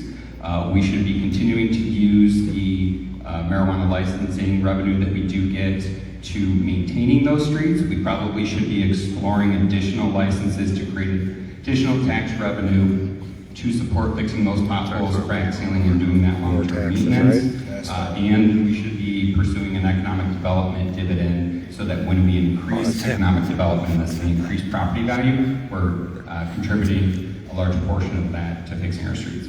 Thank you. Thank you. Thank you, Derek.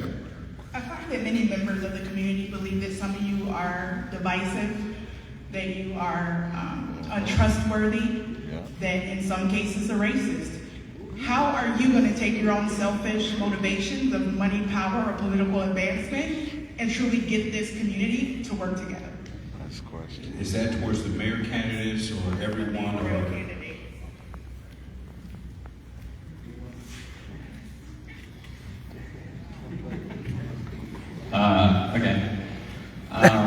Interesting question. You know, I think that people are entitled to their own opinions.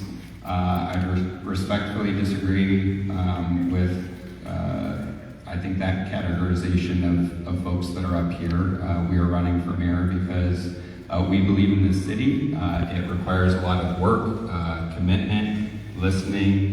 I think that with myself, being able to work with the diversity of the individuals that I have from all walks of life on city council, at JPS, has led me to broaden my perspective, my horizons, to be able to use the city to take care of the least among us. That's why I set up the Racial Equity Commission, drove resources down to the south side, and why where residents have expressed concern around whether it's through George Floyd, that we set up the institutions to build that trust with our institutions so that people feel comfortable working with their government.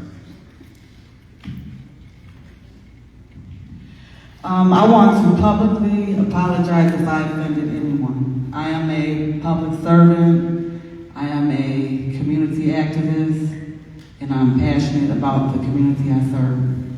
So it starts here, it starts now with me. I apologize, I love everyone, I love our community, and I'm willing and ready to work together.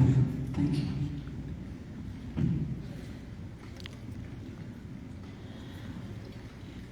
I grew up in a Christian home. I've been a Christian my entire life, and I'm a very strong believer that we all need each other, and it doesn't matter what we look like. We shouldn't be divisive. We need to help each other, and we need to love each other and take care of each other, and that is my primary goal. Is to take care of my neighbor. I'm sure we can all be a little divisive once in a while. We are human, but I think in the end it comes down to we just need to get to know other people. The more lived experiences that we have, the more understanding we're able to gain.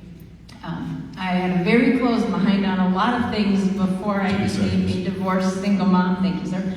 And I have a whole new world of appreciation for being a divorced single mom living in the city. And I think you just need to take time to get to know people, especially people that do not have anything in common with you. That's the in common is being uncommon, if that makes sense. Yep. Thank you.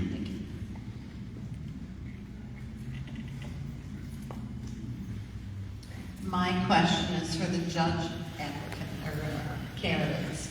I am a landlord, and you talked about tenants coming in front of you and stuff. And I am fortunate enough not to land in the district court for evictions because I have great tenants that pay their rent, and if they have problems, they can communicate with me, and I work with them. However, I do know a lot of landlords that have had horror stories on how the court has given the tenants 90 days and not pay rent and so on and so forth. So how do you have equity and balance between the landlord and the tenant because both have needs?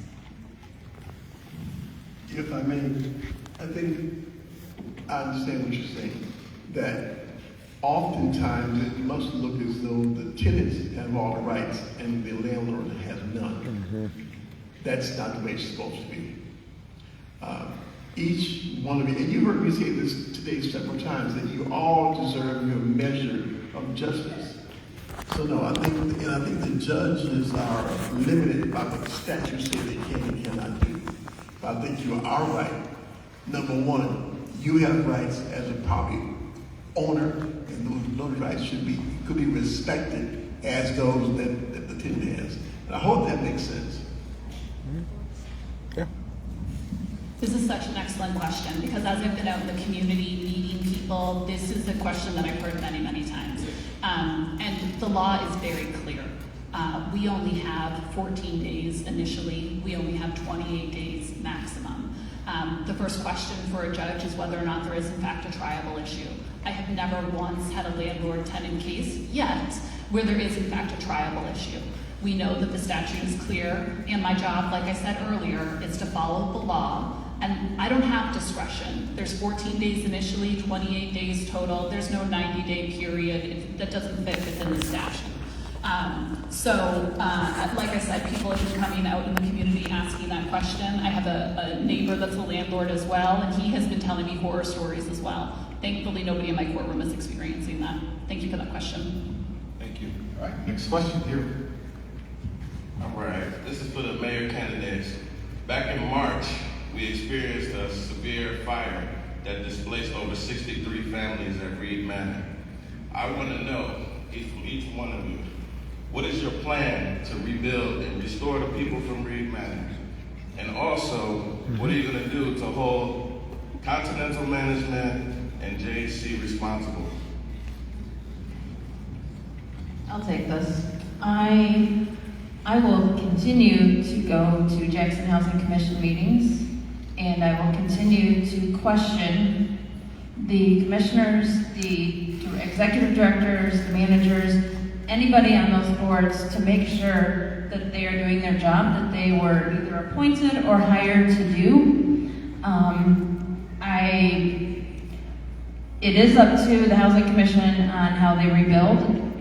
But I think, frankly, the buildings need to be torn down, all of them. 2 of them are severely fire damaged, and 1 is damaged with mold. It's been moldy for so long, I don't really think that there's cleaning that can happen. I think we need to tear them down and start over. We need to find placements for the residents. For the meantime, good, safe placement. But Reed Manor needs to be rebuilt in separate buildings, not connected to each other, so that when something does happen, whether it is bug infestations, which they do have, they're not spreading and jumping from building to building, whether there's a fire, so it's only affecting 1 building and not 2 or 3. Justin, I don't know if you were there that night, but I was out there with a lot of the residents, and it was absolute. It was heartbreaking. I have witnessed 2 fires in my time working with residents of Jackson, and it was absolutely horrific. 10 seconds. And I was disappointed that I only saw one employee from Reed Manor there, and I was there half the night. I think I finally went home around 1 or 2. Thank you. But thank you. Thank you. We're coming around the end, so we're going to hold 60 seconds, 45 seconds. Be brief. We have probably 3 more questions. We're going to bring up John Willis for the closing, so please be brief. We may not make it to everybody on every question, so. I was going to say, every panelist doesn't have to answer every single question, so we're trying to wrap up. I'd love to answer this just because I was mayor, and one of the priorities that I have is meeting the grad conversion of Reed Manor, which is attracting private capital to convert it into a long-term affordable housing development. That slowed and then ultimately delayed some of the things that were going on at the Housing Commission, but the mayor does appoint the Housing Commission board, so I think that can drive accountability. They should be inspected, and we should ensure that the homes that we build at Reed Manor, making sure, disagree a little bit, we should be building up. The way that is built now is unsafe, so building up provides less access points, but we should be doing this at Chalet, at Shahan, and making sure that our public housing options are safe, affordable, and dignified. Thank you. Next question. Can I answer? I have something to say. Right now, there's a lot going on with Jackson Housing, Chalet Terrace, Yeah, it is. and Shahan residents are in. They don't know what's going on. We don't know if it's going to be sold out to a private developer, if they're going to be homeless. That got better. I did lead a protest at Reed Manor. I'm passionate about what happens at Jackson Housing. I believe that it was way beyond time to replace that board. As mayor, I will replace the board. I will work with the city, the county commission, the city commissioners, and the public. They're reaching out to me now. I spoke with 3 of them today, the residents at Reed Manor. Many of them have moved back into their apartments. We have one man that is homeless right now. They said he caused a fire, but he is homeless and he needs help and he needs legal support. Hurry up, dude. Thank you. Many people are experiencing homelessness and they're downtown because that's the closest area to resources for them. So how would you address concerns about encampments in a way that preserves their dignity, safety, and humanity while not just moving them somewhere else? Let's go for the 2 that didn't answer the last question. So let's go with Shalanda, and then we'll go with John. I'll begin by saying homelessness is a human crisis. Okay? So, they're humans. Yep. Which means they have blood flowing through their veins. While we see these encampments, excessive amounts of belongings, they're still humans. I will, as your next mayor, work with our local entities, Segway, Lifeways, Family Services and Children's Services, Interfaith Shelter, Home of New Vision, Department of Health and Human Services, etc. Because what we're failing to realize is that there are root causes, underlying issues that are impacting the lives of our homeless people. Not everyone chooses to be homeless. Some are there simply by circumstances. Yep. And so as your next mayor, I plan to approach them, talk to them. What are your needs? How can we leverage these resources and give them a quality life? Yep. Shalanda mentioned a multitude of nonprofit agencies that are already there, already receiving taxpayer funding to assist the homeless with their needs. Where are they? Not to mention also, you didn't mention Community Action Agency, United Way, etc. Yes, but where are they? Where have they been? Right downtown encampment, there's 2 of them. One on the stage, there at the park and one in front of the library. Totally uncalled for. City Council should have already, after seeing these grow and growing, begin debating, discussing, and voting on a city ordinance prohibiting downtown encampments. Sure, we all have compassion and empathy for the homeless, but have some compassion and empathy for those business owners downtown and also those business patrons, whether they're going into the library or just downtown, strolling around in our nice, beautiful downtown. Those homeless encampments make it not so beautiful. They need to be taken down, and those nonprofit agencies, the county government and the state government that are already tasked to take care of these homeless need to get on their job. Give them funding. Can I say something? I do agree with John and Shalanda. We got to get this going for the next two questions. So we got one question here. This question is actually for the entire panel if everybody wants to answer it. Being that our country was actually founded as a constitutional republic and not a democracy, I'm curious if you've ever read the entire Constitution and the Bill of Rights, and if so, when was the last time you did? Interesting. Start with the judges. Yeah, the judges. Start first.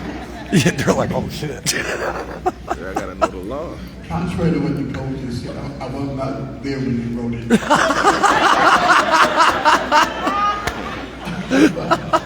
I think Nicole would agree that we have an ongoing daily familiarity with the Constitution because it is what drives what we do. That's funny. We live with it really in law school, and in the context of both practicing and I'm sure as a sitting jurist, it's something that we live with. It's a living, breathing, growing, morphing entity. So the answer to your question for myself, that's when I read it, sat down and read it completely. Spent about a year. Last time I dealt with constitutional issues, like 3 hours ago. I agree with Mr. Lyons. One of the beautiful things about being an attorney and being a judge is that not only have we read it, we have studied it. In law school and as well as attorneys throughout our career, we're daily reading cases about our constitutional rights and about your constitutional rights too. Thank you for that question. As a political science major at Western Michigan University, I did read the Constitution and the Bill of Rights prior to attending Western Michigan and during Western Michigan. And I was there so long ago, I actually had to read it out of the textbook. And I believe that our Constitution, U.S. Constitution, I'm a strict constitutionalist. What's written is written. Thank you. Thank you, John. Hello. I used to have a booklet I carried in my purse, a little small booklet of the U.S. Constitution, so I love it. That's why I got one. The Facebook group, We the People are the most three powerful words in the U.S. Constitution. I also study for the tenant rights for people who are experiencing homelessness. So I love it. I love the U.S. Constitution. I'm here to run as mayor and get elected so we can get our constitutional rights protected and get legal representation for citizens. Thank you. Thank you for the question. In my partnership with the League of Women Voters, I've had the opportunity to recently take some time to look at the little mini constitution that they have provided us. But I can say with confidence that there has been situations that I've been faced with where it lent me the opportunity to go and see what the Constitution, how it supported some of those issues that we were facing. But thank you for provoking my thinking and challenging me to dig a little deeper, because I can make a public comment today and a commitment that I will read that Constitution in its entirety. Thank you, Congress. Yes, I've read the U.S. Constitution. I actually majored in political theory and constitutional democracy, so in addition to our founding documents, I've read Socrates, Plato, Locke, John Rawls, all sorts of political theory, and also engaged in different studies of our democracy, we don't have a direct democracy, but there's numbers of forms of democracy with other governmental entities across the world and how they're set up. I also, in particular to Jackson, have read through our city charter and have participated as part of a charter review process when I was on the city council. That is something that every one of you should be asking your mayor whether they have read through that city charter and the code of ordinances, because that is what guides the city council. So, equally important. Thank you. In case no one was looking at my face, it's utter panic. I think I have seen the actual documents when I was in Washington, D.C. for family vacations. And I know that in high school we touched on it, but I will be completely honest with you, Jennifer. I don't think I've ever read through the Constitution. I know I've read through the Bill of Rights, but I don't think I've read through the Constitution. But Derek, thank you so much for bailing me out on this. Can't believe I'm saying that. But I have read the city charter and the ordinances, which is a lot of reading, and I do have the Constitution home, so I'll start reading that now, Jennifer. Thank you very much. Thank you, Jim. The Federalist Papers. All right, we have one more thing from our mayor. Good evening, everyone. I just want to say how enjoyable it is for me to sit here and how unenjoyable it is for me to sit here without being able to be like, hold on, wait a minute. I'm talking about my work here. But my question is this, and this can be for both the mayoral candidates as well as the judicial candidates as well. And I know we are strapped for time, but in 30 seconds or less, can you tell us, in whatever capacity you have served in, what you feel like your biggest accomplishment would have been, and how would that help you serve in the role that you're seeking to get? 30 seconds. 30 seconds. Starting right here, Christy, you're in the table, we'll call for you now. 30 seconds. Thank you, Mayor. I actually wrote this down just a little bit ago, and I did watch many of my commissionings people growing up, so you're going to hear it all right now. I was very proud of attending the Jackson Housing Commission meetings, and I was able to fire a lot of questions back at Arturo when he was at the city council meeting, and subsequently we now have new management over there. I don't know how they're doing, but I was very proud that I was able to stand up for that there. I also helped breaking down a dog fighting and puppy mill ring. Nice. That was causing some issues over in Ward 2, I believe, and then I supported landlords. I'm going to say I got recalled when I was on the city council. Weird thing to be proud of, but I was recalled over spearheading and supporting the non-discrimination ordinance. I think that shows that I am committed, passionate about improving the city, standing for the values that I believe we all share, and walking through hell and fire to be able to deliver on the things that we care about. Rock on. I would like to say that one of my biggest accomplishments is being a part of interviewing our first youth council students. That was very rewarding, and they are our future. And that was an opportunity to really just put in their hearts and minds the importance of civic duty. And secondly, as City Council, representing Ward 5, my volunteer-led initiative helping our disabled and elderly residents.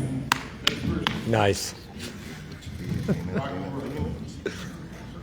We were the first organization to start a mobile drive-through food pantry when COVID hit. We distributed more than 105,000 pounds of food. We were the first nonprofit to take our students, after-school students, to the Jackson County Fair to perform. And I recently helped two brothers and their dogs get off of the sidewalk at Kroger's. They were homeless for 3 years, sleeping on the sidewalk. They're now living in an apartment. Nice. I haven't been elected, but I have certainly tried a few different times. I consider myself a citizen taxpayer advocate. Right on. Always have been, always will be. Citizens are our number one primary concern, and especially the plight, their financial plight. We should always consider that at all times. Thank you. Good job, John. My greatest accomplishment is serving all of you. As I sit here today, I am your judge. And I'm not just any judge, I'm a mother in this community. I chose this community to raise my boys. 6 years from now, which is the judicial term, my greatest accomplishment will be lowering domestic violence in our community, breaking cycles, and protecting families. Thank you. Rock on. I'm the lawyer. I can't do anything in 30 seconds. I'm sorry. 7 years ago, a young man approached me and he said, Mr. Lyons, thank you so much for what you did for me. I'm in my second year in Michigan State. I'm on the dean's list, and I wouldn't have done it because you're taking my case for nothing and won it. Yes, sir. In 6 years, 10 seconds, we'll see where we both are. God bless. Yeah. Listen, what's amazing? Put your hands together for Jackson. Put your hands together for all you people doing your homework tonight. Doing your homework. Your homework is what we wanted, because we wanted you to get answers straight from the source. Straight from the source, because we understand that elections have consequences. We're living, we're seeing us losing voting rights. We're losing privileges and things that we gained in the 60s because of our voting, because of our principles. Elections have consequences. We need to give a really big hand to this panel here tonight.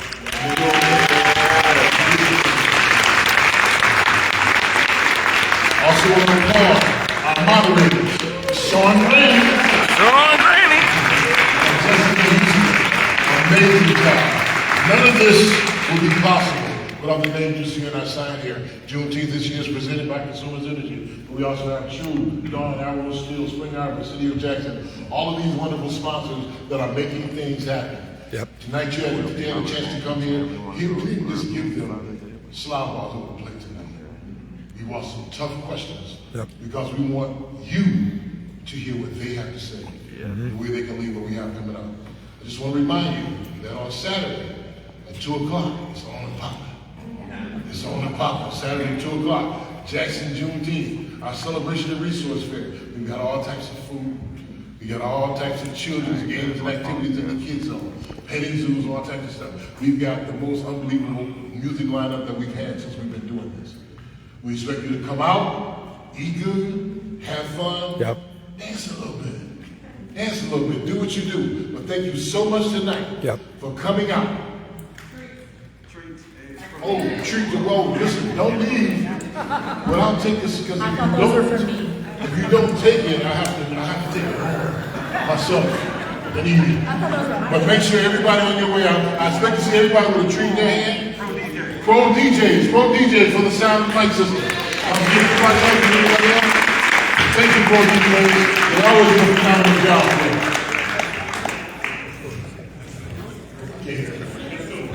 That's so bad. Who said that? Y'all hear us? Oh, LaVon, that's my sister too. LaVon's occasions did our decorating and our things up here. Y'all really about to get in trouble. LaVon and Queen Streets over here. It's not a family thing, but it's kind of a family thing. But everybody, thanks so much for coming out. Listen, don't leave without a sweet in your hand. Get something in your hand when you leave there. Thank you so much. Everybody have a blessed night.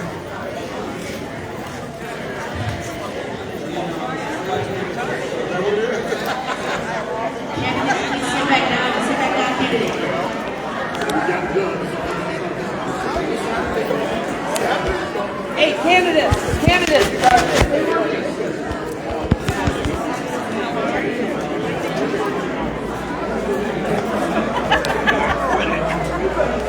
I can't finish it. My fingers